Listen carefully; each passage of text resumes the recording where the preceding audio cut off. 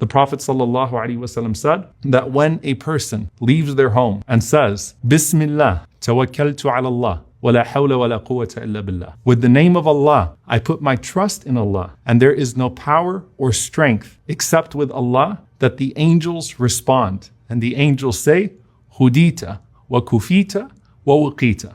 That you are guided, you are defended, and you are protected. And then the shayateen, they flee from that person, and they say to each other as they're walking away from you, how can you deal with a person who has been guided, defended, and protected? And so it's your protective shield as you leave your house, that as you go to take yourself to a position of goodness, you know that Allah subhanahu wa ta'ala is going to be your ultimate protector. And the most noble place to go with this transformed being of yours and this perspective is to the masjid. And that's why when we respond to the call of salah, when we hear Hayya ala salah, Hayya ala al-falah, come to the prayer, come to success, we respond with La hawla wa la quwwata illa billah. That there is no power or no strength except with Allah subhanahu wa ta'ala. It's only Allah azza wa jal who can bring me to success.